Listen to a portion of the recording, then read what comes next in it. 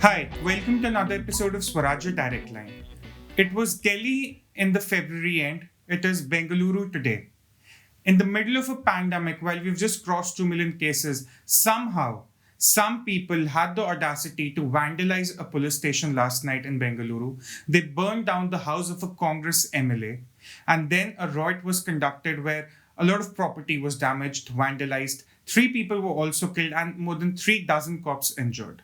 Now, I have got Amar Govindarajan to understand why the riot really happened, what really went wrong, that the mob was mobilized at such a short notice and the destruction was caused. Amar, first question, how did the riot really occur? What really happened? No, look, we'll not go into the exact specifics of this case, but generally, no riot in this country is really spontaneous, right? In the sense that locals don't simply hear of the grievance and decide, well, this is good enough cause for us to go out and riot. There are obviously other factors involved. I mean, on a scale of 1 to 10, how motivated are you to riot about, somebody being wrong on Facebook?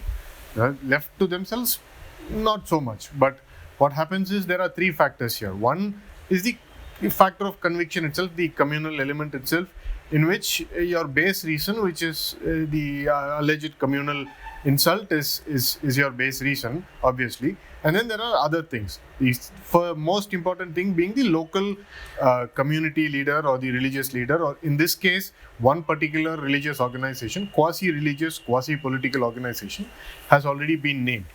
So this group takes it upon itself to mobilize the crowd in the local areas, and there are obviously local affiliations and loyalties involved, so the group gets onto the ground. So conviction, local leadership, and lastly there is also the question of a safety net being provided. Suppose you riot and you are arrested and there are court proceedings, or there is a lot of other trouble involved because you are being spotted while rioting. Then there is the issue of a safety net being provided by these local organizations, by these local quasi-political and quasi-religious organizations. So you have conviction, local political mobilization, and finally a safety net. Why does local political mobilization happen? It happens because some leaders in the region, in the area, want to demonstrate or want a demonstration of or a show of force to their political opponents or to potential allies or to anybody involved, that look, here I am, and there are 5,000 people behind me who will riot on my word. And you just need to supply an excuse. So the intention to create trouble, the intention to signal muscle strength, and also a show of religious supremacism. So all of these things come together to create a very potential powder keg, and that is exactly what happened last night also. You had a constituency which was Muslim majority. There was a non-Muslim MLA who belonged to the Dalit community. And then there are multiple elements involved in the form of one organization claiming to represent one community, which is the SDPI, claiming to represent most of the Muslim community there, perhaps wanting a show of force on the ground. And obviously, we are not that far into the news cycle to actually fully understand what the exact chronology of events, but generally the anatomy of a riot in this country, the sort of stuff that we saw last night, is this. Amar, we can say that this is how it always works, that it's not always spontaneous, it's always planned. But then this is a mockery of the law and order, isn't it? Because you cannot have a planned riot going on and the law and order agencies, the law enforcement agencies being unable to do anything about it. And the questions will always be asked because there's a BJP government in Karnataka and the center. Now, if we talk about CM Yogi Adityanath, he fixed this, right? So what do you think that CM Yediyurappa can learn from CM Yogi when it comes to fixing all this? Because surely this cannot go on for the second, third or fourth time or every other week. Correct. See, firstly, I think there is I don't think Yediyurappa was bad in fixing this. I think shoot at sight orders were passed last night. 3 people have died in the shooting, and riots were quelled, pretty quickly last night itself. But that is as far as short-term actions are concerned, right? But let's go back to December and January and see what Yogi actually did to fix the issue, from a long-term perspective. Why do people riot?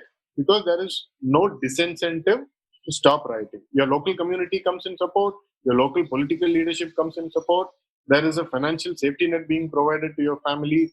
Why would you not riot if you are given enough, reasons to? If you have a religious, reason to riot, why would you not? So what Yogi did was to put up hoardings with photographs of all the rioters and announce to the public, look, these are the guys who are wanted for rioting. And these guys have damaged property worth so much.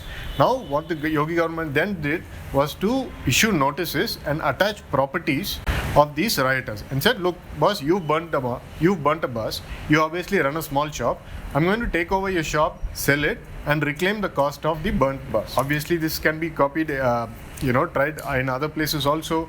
Make sure anybody who is rioting is photographed. We live in the age of CCTVs, obviously.